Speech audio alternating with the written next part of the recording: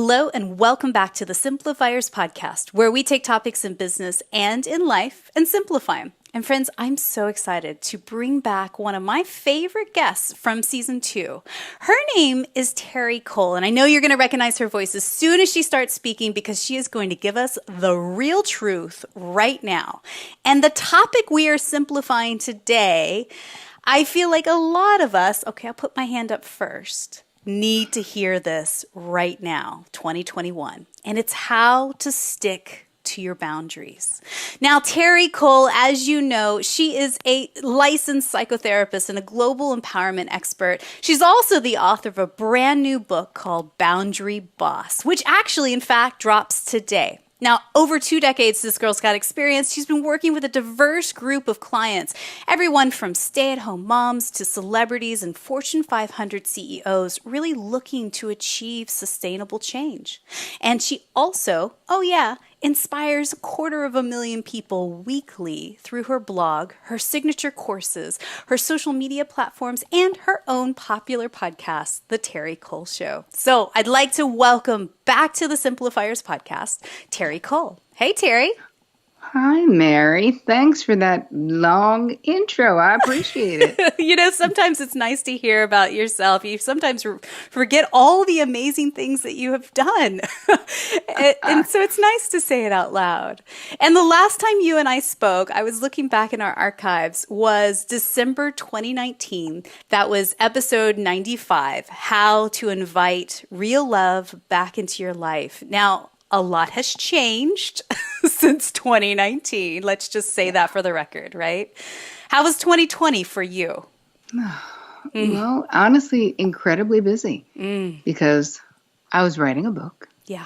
My mom was going through cancer treatment, and I'm happy to say she's okay. Good.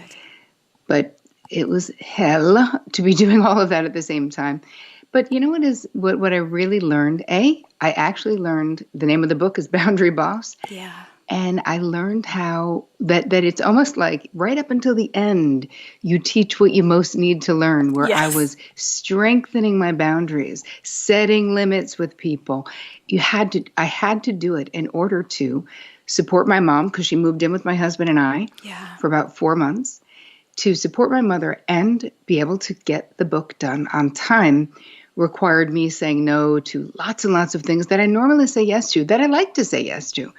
But I really had to become a boss about it, and I did. So I really did learn something in the process. And then a pandemic happened, which threw everything, a whole world went upside down, you know. And that's what I think is so fascinating about the pandemic. If we look at it from kind of the 50,000-foot view of it all, it was a global catalyst. It was a wake-up call in many ways for a lot of us. What is your take on that? Oh, yeah. I've actually written quite a bit about this because I'm so fascinated by this global, universal pushing of the pause button that so many folks would never do. Most of us would never do, and certainly not to the extreme that we did do it. And yet there are so many beautiful stories, and of course, tragic and horrible stories as well. Yeah. But in looking at my clients and the women in my courses, to see what people experienced from sort of being forced to slow down. Yeah. Like what shifted in their lives? What time did they spend with their children? What time did they spend with their spouses? And of course, we've seen publicly and I've seen privately in my practice, so a lot of relationships got better, closer, and a lot of relationships just imploded because they were not, the foundation could not, they could tolerate seeing each other 1 hour a day, but like 24/7 for 10 months, no. Yeah. So it was interesting to see, and how our minds changed about the way things, quote unquote, had to be. Mm-hmm. I guess not. I guess it doesn't have to be. And I guess you can have television shows without the in-person audience. And I guess, you know what? You can also just do it from your friggin' couch because we're all online. And if you watch any of the nighttime shows or any of the shows that have come back, they've become so innovative. They're just like, okay, I guess we're going to do this and we got to do it safely. But I've really enjoyed seeing the masks, not, forget the double entendre. I'm not talking about the other masks, although I like them too. Yeah. But I mean the emotional masks that we wear. And when we're in this habituated scheduling, those masks stay in place. Yeah. And there was something about, Stephen Colbert or, Trevor Noah. You're not there with hair and makeup people. You're literally there with like your two kids and your wife, in Colbert's case, and you are producing a show. Yeah. Still having on to your do it. own. And what they're showing of themselves is, without all of the other big production stuff, I thought the quality was better than it had been. So anyway, I'm super fascinated by the changes, Mare. That's all I'm saying. No, I think you're onto something. There's two things that you said there that really stick out to me. One is just that the when you strip back all the noise, all the things in life that we believe are true, we strip back to a deeper level of authenticity with ourselves and potentially with the world, if we give ourselves permission to show that outwards. But then the second thing that you said is just realizing that there's not everything that you thought you needed, the overscheduling, the busy, the running in the rat race, go faster, faster, harder, harder, may not be true. and you start to realize and reprioritize what you spend your time on, both in your business, but also in your non-work life, right? Absolutely. And again, it was a wake-up call that maybe we didn't schedule. We definitely didn't schedule. And yet, even with scary things happening, that we change, we grow, we adapt, because as humans, we're so adaptive. And I think it's valuable to look and say, well, what changed? What is, where's the gem in this crap stew? Of self-wisdom, of learning, of evolving, which, again, not bypassing what was hard, not bypassing what was bad, painful. People lost loved ones. I mean, there was a lot of suffering, obviously, that has come and that is still happening right now. And yet, I feel like in life, it's kind of our job to go, okay, but what did I learn about myself? Yeah, it's a deepening of identity and deepening of core values and beliefs. And I suppose that there has been a re-examining, right? Like going, okay, well, that maybe served me to that point, and now I'm releasing that anchor and growing and believing other things. So I want to bridge the gap on what we're talking about here, this releasing of past core beliefs and moving towards a deepening of identity, deepening of where we are now, and how we bring this to how we set boundaries. So why do you think it's so hard? And what are the common myths that women believe when they're setting boundaries? Why is this so tricky for women?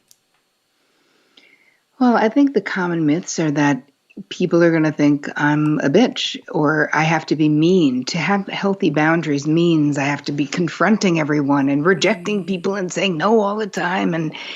And that it means I have to be aggressive.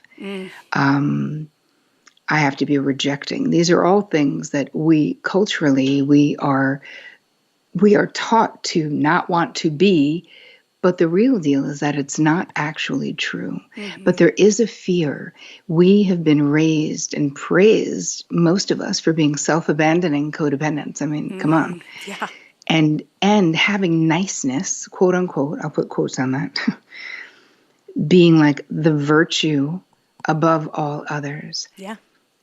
And yet in reality, when we really look at what happens when we are not a boundary boss, when we have not mastered this art of clearly communicating what is okay with us and what is not okay with us, right? Yeah. It's a super simple Brene Brown definition of boundaries. What are we doing? When we say yes, when we want to say no, are we being super nice? No, we just want to be perceived as being nice. But what we're really doing is misleading people, giving people bad intel about who we actually are. We are sort of abandoning our own even if it's just our own preferences. Yeah. Right? Where how many women do you know, and how often in your own life have you been like, I'm easy, no fuss, no muss, you know me, it's all good. And I want to be like, is it? Why is having no opinion good? Or why is not prioritizing your preference good? Why is it viewed as like a pain in the butt to say, you know what, I actually had pizza yesterday. I really don't feel like having that for dinner. Can we do something else? That's literally just asserting yourself. But what you're doing in the process is allowing people in your life to authentically know you. Yeah, and it makes me think of just being a good girl, how you were raised as a child, oh, just be a good girl, don't speak up, don't act out, blah, blah, blah. And there's that kind of just nonsense that I remember. I mean, I was a kid of the 70s and 80s. That was certainly, I lived in a pink kind of room, and my brother had G.I. Joes and all the things, right? So I don't know, is that stuff happening now with parents? I mean, I have kids, and I'm very well aware of genderizing my responses or what I'm saying. And so I'm very sensitive to it. But do you think that that's still happening now with other parents? Well, here's the thing. I wrote this book really for women, humans of all ages, but it's geared towards women because I am a female empowerment expert. Yeah. And we are of an age where we do have kids. And even if we're being aware of it, how are these outdated, unconscious belief systems still working to our detriment in our adult lives? Yeah. So I almost think it's less about, yes, I'm praying, and I believe that this book will help stop the cycle of this, giving our daughters and sons the disease to please others, because it is not ultimately pleasing. But I'm really talking about those of us, women, 20s, 30s, 40s, 50s, 60s, even 70s, who we're left with sort of the toxic fallout of these unconscious belief systems that are basically hidden in the basement, right? I call your unconscious mind like the basement of your mind. Yeah. And it's so much of the time women come to me, whether it's in my practice or whether it's in my courses, and they're like, I'm unfulfilled. Like, I don't get it. I have all the things. I'm in a good marriage, financially on track, kids are doing good. Why? Am I thinking, hi, is this all there is? Because that's the way that I feel. And part of that is that when we do all of this emotional labor, when we are keeping the ship of our lives and our kids' lives and our spouses' lives going, the whole house, it's not like a household. Yeah. Like friggin' runs itself, because it doesn't. It's not like the toilet paper replaces itself, because it doesn't. And when we prioritize everyone else's needs above our own, what I find is that you're left feeling empty, because the question, is this all there is? I can tell you the answer is no. And that it's a much more fulfilling experience when you master this art of boundaries, when you become fluent, when you raise your boundary IQ, as I like to say. But I want women to think of this as an actual language. So you don't have to shame yourself like, why am I not fluent in Mandarin? You know what? To be fluent in Mandarin and to be fluent in boundaries, you need someone to teach you. You need the basics. You need a step-by-step process like, oh, this is the beginning. Oh, and now I learn this, and then I learn this. And then I slowly but surely make small changes in my relationships that will really add up to massive transformation. But it isn't like you're going to suddenly be a different person. And it's not like you need to know this. Like that, a lot of women are like, what's wrong with me? Why is it so hard for me to say no when I want to say no? Yeah. Why can't I accept help? This is another disordered boundary experience. Why am I doing it all alone? Why am I exhausted? Why do I overgive to other people and then I'm bitter? Like, these are all examples of disordered boundaries. Yeah. So I really want to dive deep into what you call the boundary blueprint, the how. But before we get there, talk to us about, as you were writing this book and doing the research and listening to your clients, like what is happening on the psychological side, like the underbelly of this, of why we don't sometimes set those boundaries for ourselves?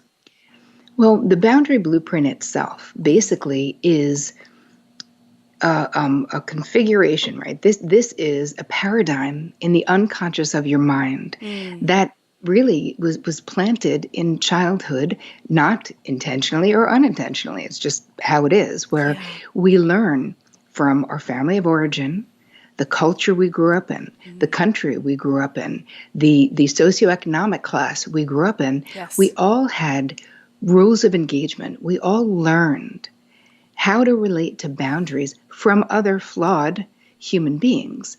And within family systems, what ends up happening with your boundary blueprint is that it gets handed down from one generation to the next, like this is how we behave, this is how we relate in relationships, this is how it is, as opposed to this is just how we've done it, which is actually what it is, right? So if you don't reveal, and part of the process of the book, a big part of it is revealing your unique boundary blueprint, because yours, Mary, and mine, totally different, because we all have these different familial experiences and, configuration of families and all of that stuff.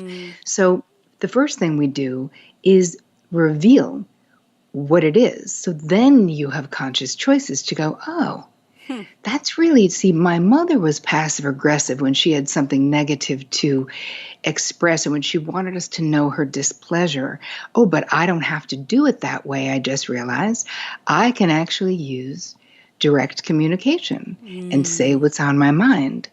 And you may be listening to this and going, no, I don't do that. I promise you, you answer those questions. I've got some really powerful questions. It's a pretty extensive thing in the book itself, but we could do a couple of the we could do a couple of the lighter ones. Yeah. Where we all swear we're not going to do whatever mistakes we think our folks made. We're definitely not doing them. But here's the thing. If there is no intervention, it really does become our default, unless we put a lot of energy and bandwidth into saying, for some folks, they go, my dad was an alcoholic, let's say. So then they just don't drink at all, right? So that's different than this, because you don't know how you're going to behave in a parenting situation until you're in a parenting situation.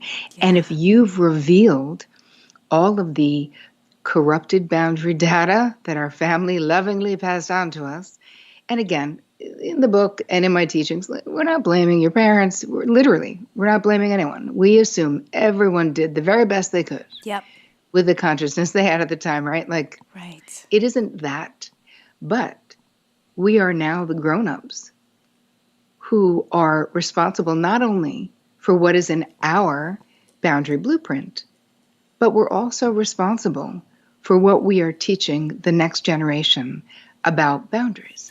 But see, that's what I think is really interesting, Terri, is so I'm 43 at the time of this recording. And sometimes we forget that we're the grown-up and that we actually have the power to change these things because they're so deep-rooted as anchors or core beliefs. We think, well, that is that, and that's that, So I think it requires conversations like this. It requires books in the world. It requires these nudges from the universe that sometimes you just have to slap yourself across the face because you've heard it 1,000 times. But maybe today's conversation is the 1,001 for people to go, oh, but actually, I am a grown-up. Actually, I can make this change. Maybe this is possible, right? Absolutely. And also knowing that this is something you can do, just one next right action at a time. Yeah. So it is, I built the entire book on my 5 pillars of transformation. So it's basically like we start with the awareness. So much of what I do is about raising awareness, right? Because we can't change that which we're unaware, anything we're in denial of.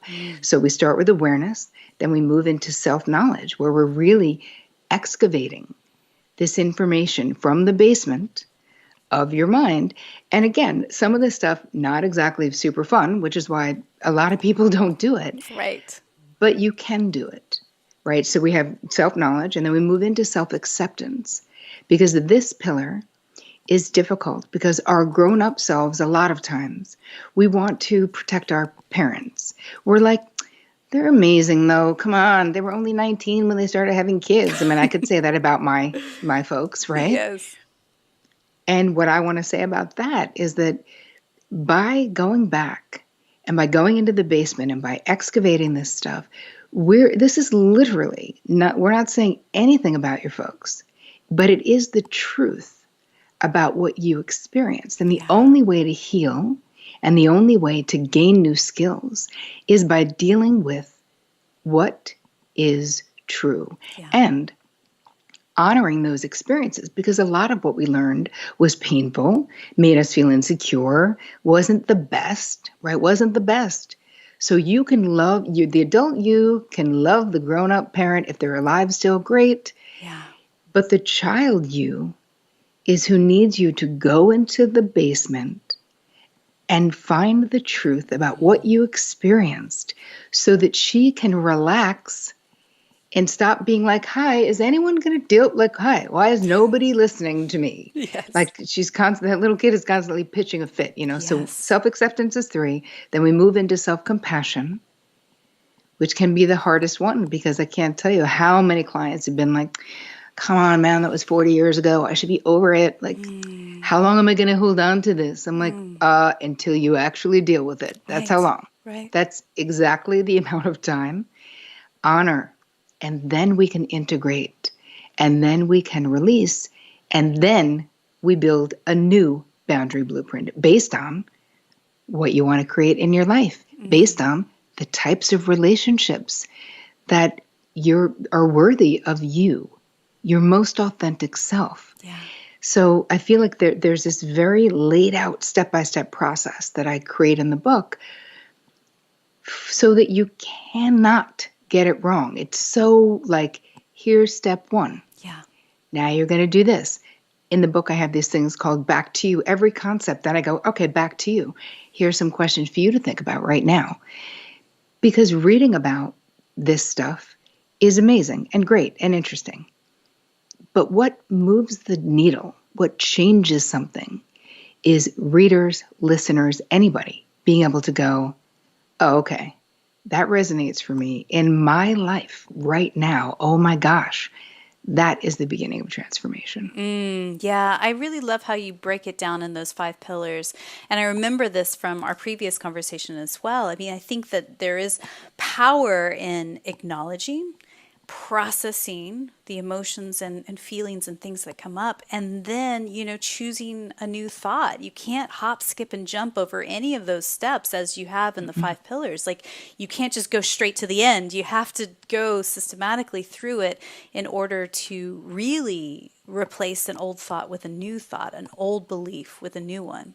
So, yes, and wait, hold on. The 5th pillar, which I didn't say, is self-mastery. Yes. Self-love, self-celebration. That's all in the 5th pillar. Okay. Yes. So let's talk about some of those questions. If we were to do a little mini exercise of starting to rebuild that boundary blueprint, what questions would you have us answer? Well, you would first say, just look overall. How were boundaries handled in your family of origin? Yeah. Right? Was the family very enmeshed? Or was there it allowed that you be separate? Could you have a separate opinion from the people in your crew? Or was it like groupthink only? Yeah. And would you sort of be in trouble if you didn't agree? Were you allowed to have separate space? Some people didn't because they didn't have it, but that's a physical, right? Because boundaries are not just emotional in what we talk about. You have the categories of boundaries, right? We have physical boundaries, emotional, mental, there's spiritual boundaries, sexual boundaries. Yeah. And all of those things, if you look at your family of origin, right, were people allowed to just take your things? That's material boundaries. Or was there respect? And did someone have to ask?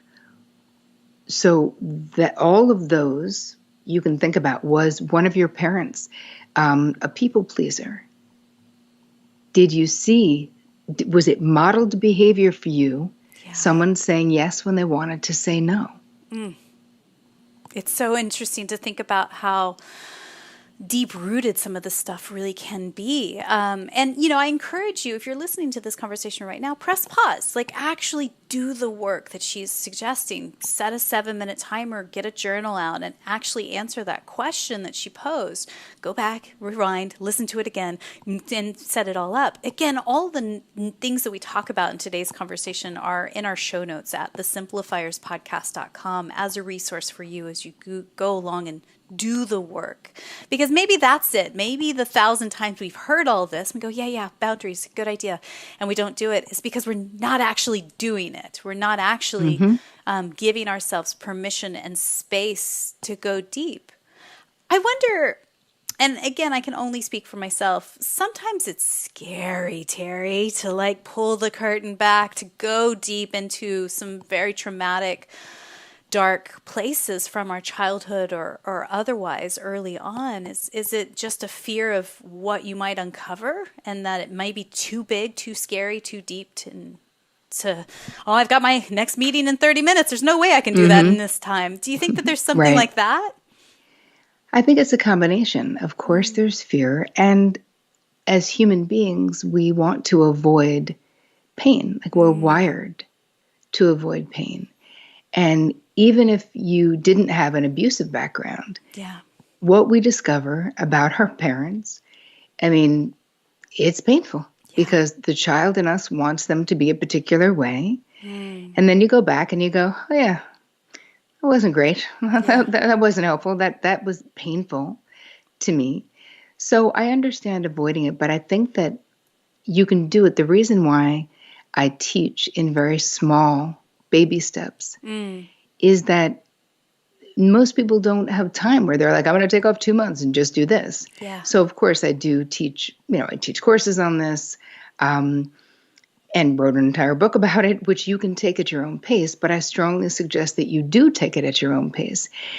But also realize, unless you have had untreated complex childhood trauma, so if you have had untreated complex childhood trauma, you need therapy. You need a help. There are free places. We will give you some resources in the show notes.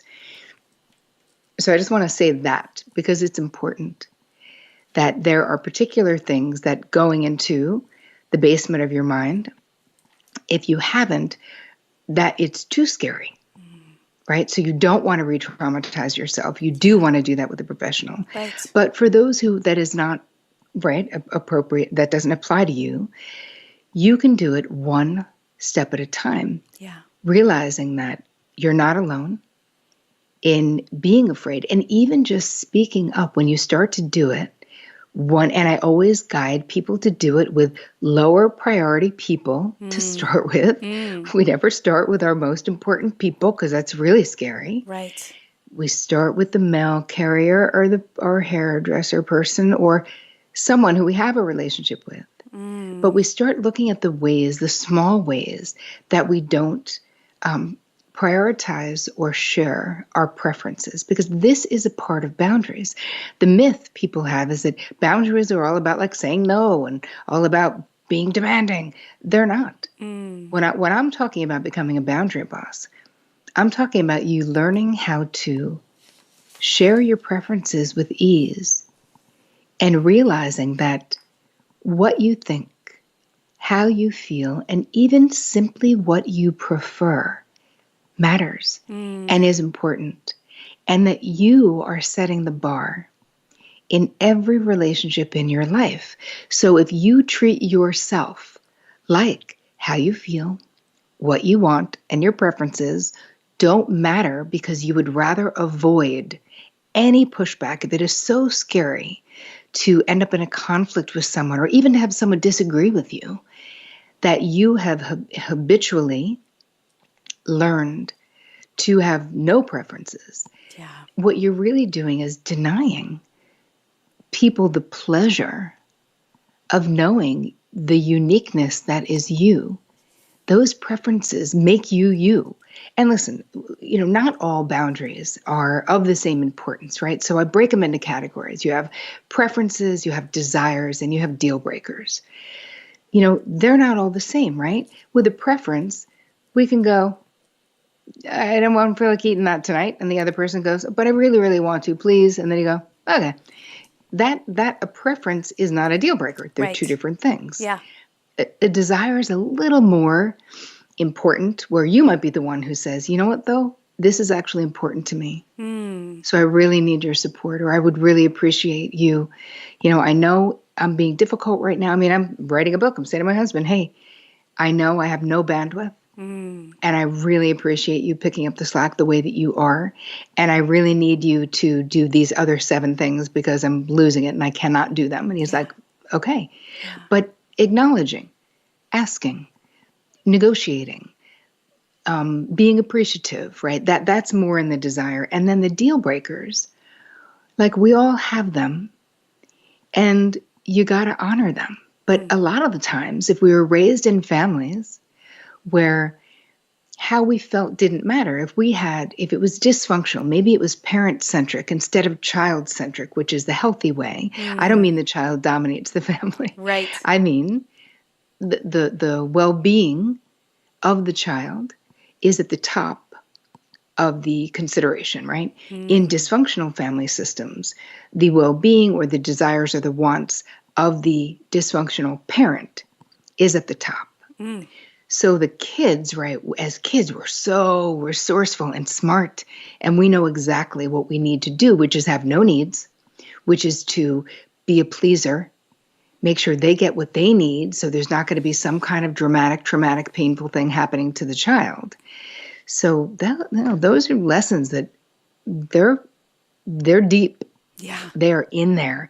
So you may be doing that in your adult life, not because there's something broken about you, because you simply haven't learned that particular war is over, and that you no longer need to do that. That was an adaptive response in childhood, and it probably truly protected you.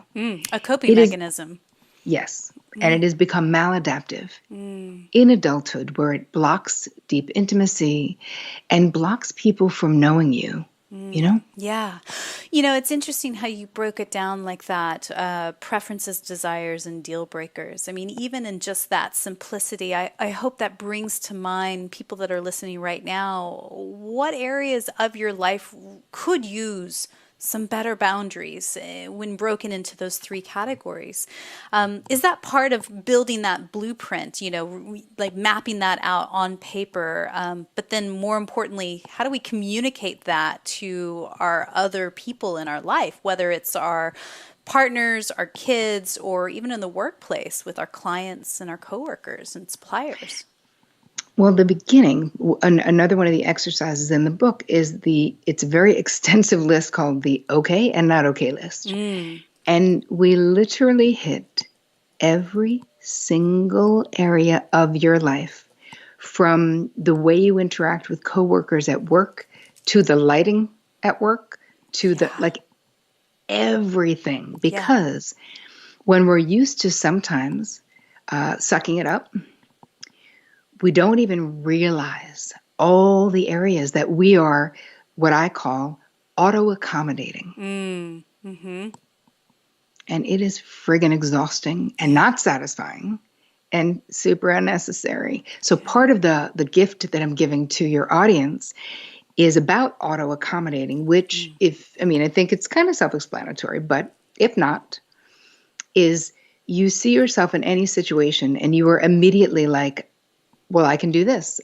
or I can help in this way, or, well, I'm happy to switch seats with you, or I'm like, we're just volunteering it, like falling over ourselves. And I know this, obviously, because I am a recovering auto-accommodator, and it's still a daily practice, trust me. Yeah. But I came up with this theory, this thought, because this is before the pandemic, and I was in my hair salon in Manhattan, and it was a very busy salon, and I was waiting at the sink, right? But I had something in my hair where it was going to be 15 minutes where I'm sitting at the sink, and I saw a lot of people are coming and going.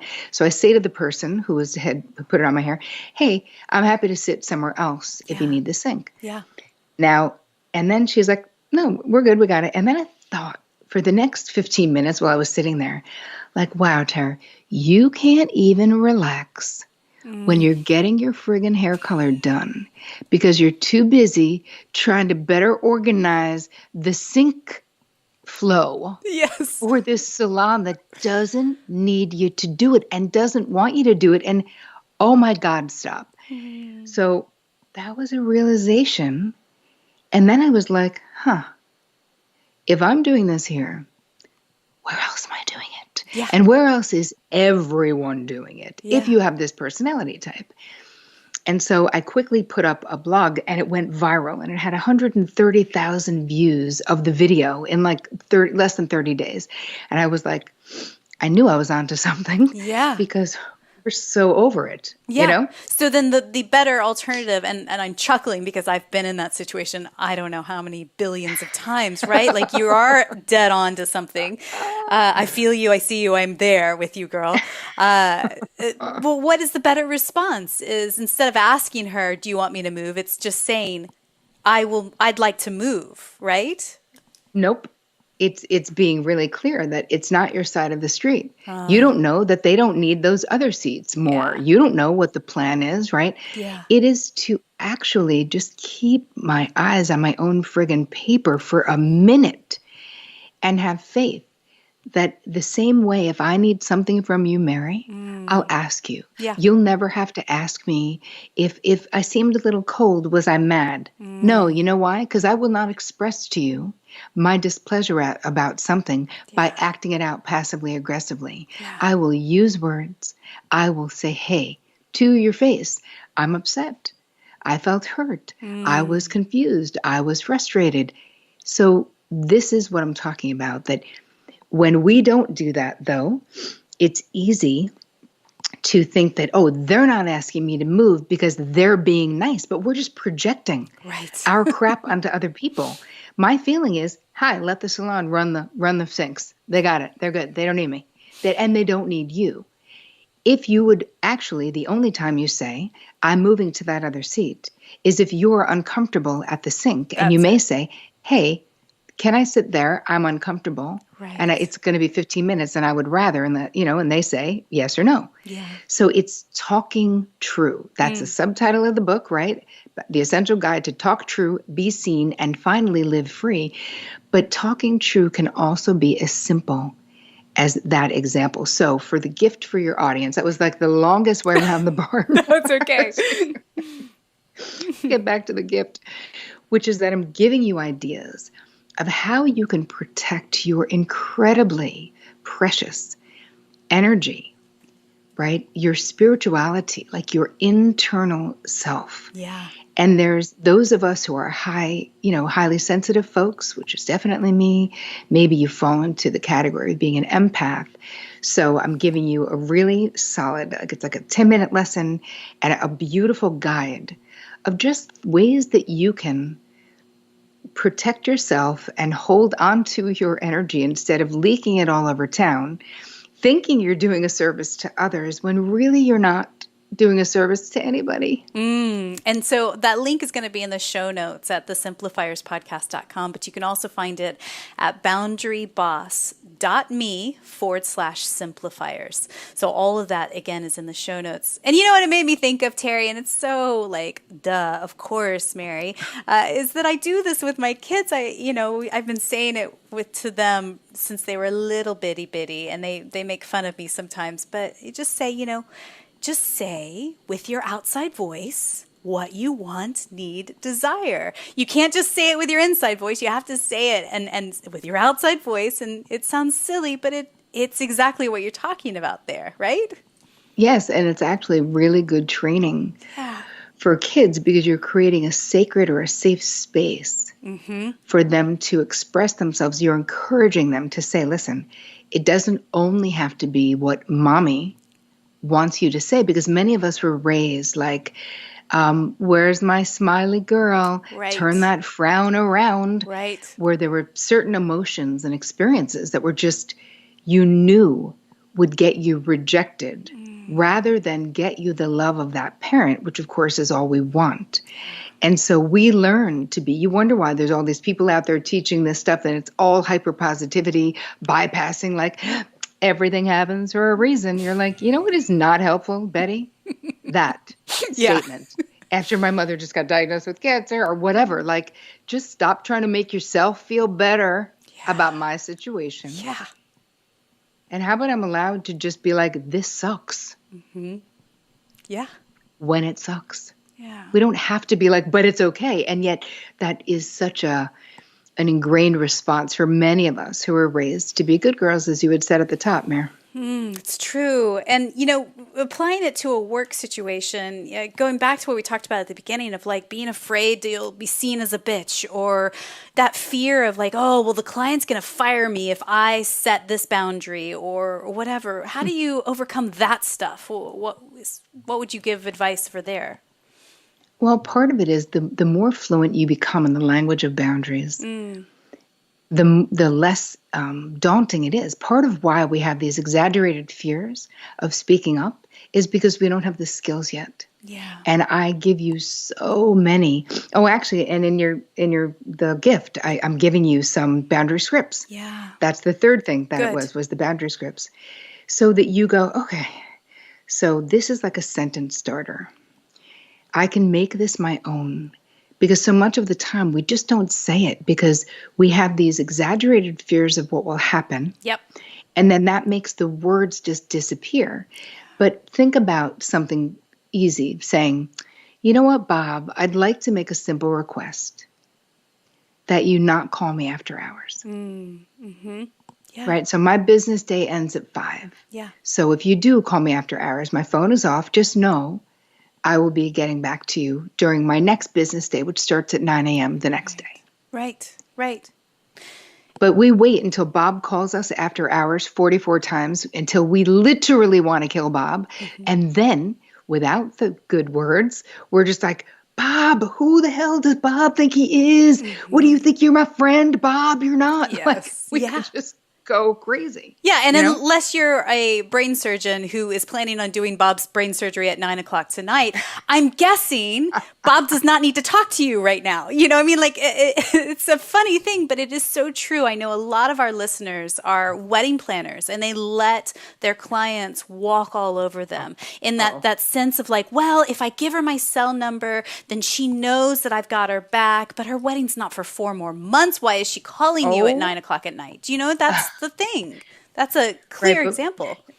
But this is the whole thing about clean agreements, which is also a whole boundary thing, is that we set ourselves up to fail. Oh my God.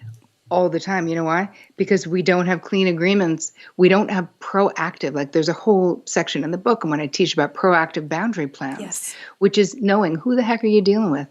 You know the boundary bullies in your life right now. Yes. I don't want you to name them, Mary. But we all could literally, listeners, bring to mind someone who you're like, oh, they're definitely a boundary bully. You come up with a hardcore plan to approach them a particular way based on what you know about them, based on the evidence that you have from the past. So not all. So there's 3 categories of the way that we set up boundaries with people. You have your first timers. That's people you've never done it with before. You may think they're a boundary bully, but hey, man, if you've never said anything to Bob, you're just not drawing boundaries. Right. He may not be a bully. He literally might just be tone deaf or doesn't know. Yeah. So that's one. And then we have the repeat offenders, where you have said the boundary thing, but they seem to like selectively forget that you said it. Yep. And then there's a whole other category of boundary destroyers. It's literally a whole chapter in the book. And this is a lot of people with the, personality disorders could be in there. Narcissistic personality disorder could be bipolar, like the cluster B personality disorders. It's not just them, but it could be them. Yeah. Where all of the things that you learn about how to deal with other people, the rules don't apply. to those people. So you do have to learn a different way of protecting yourself and your boundaries with boundary destroyers. But just know there's no one size fits all.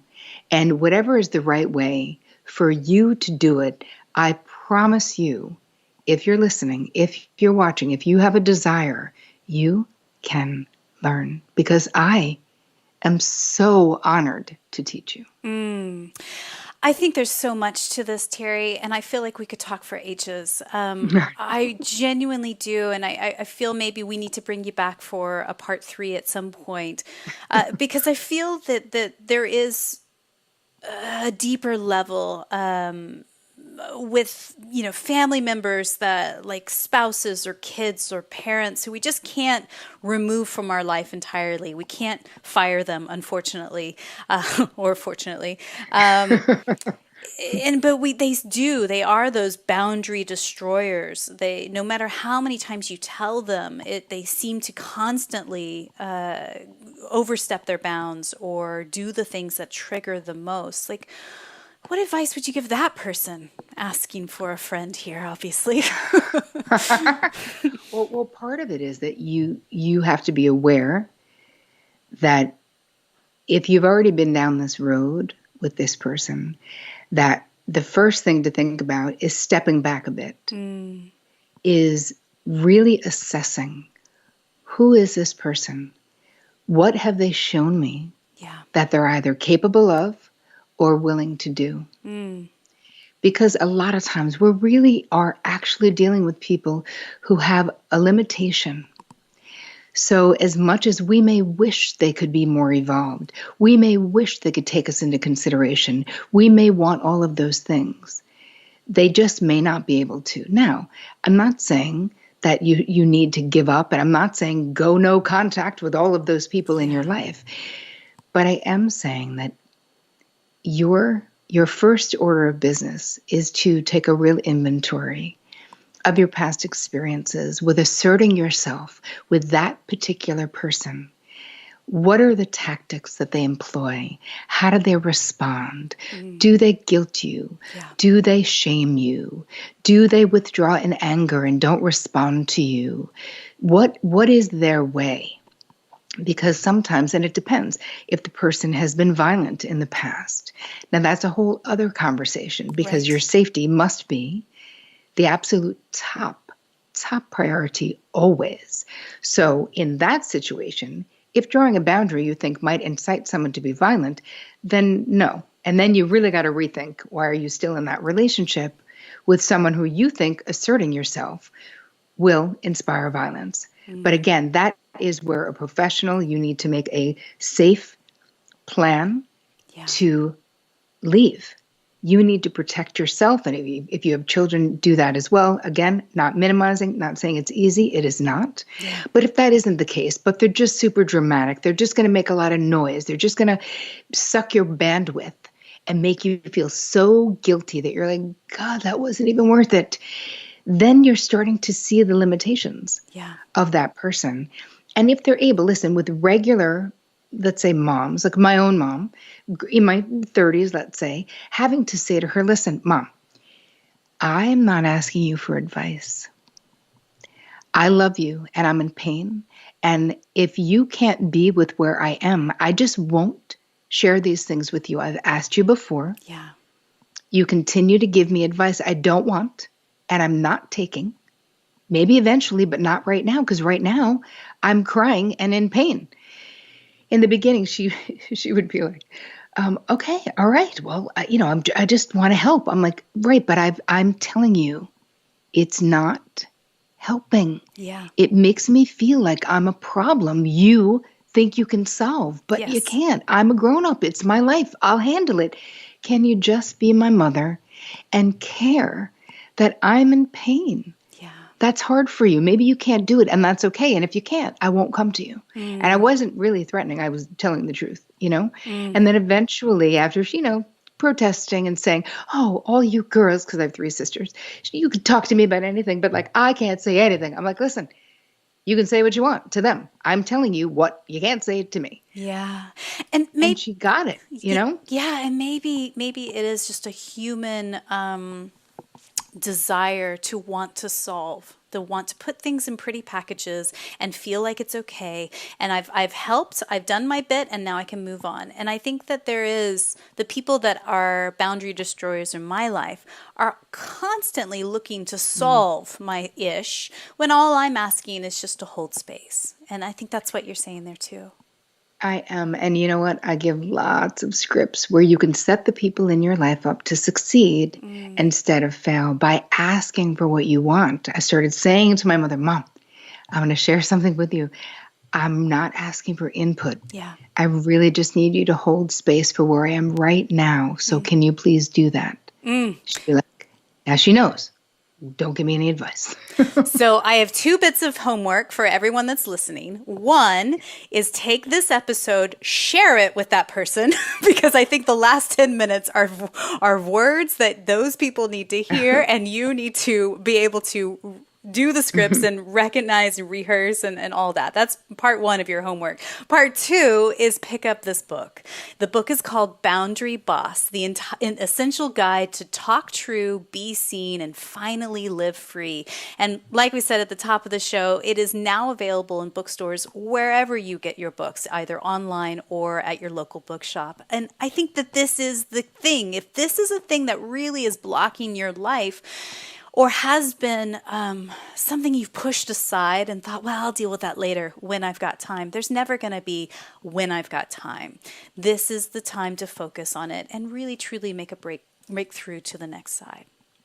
Yes. So, Terri, I have a couple of questions as we wrap up. And thank you again for sharing your wisdom, your heart, and your time with us today.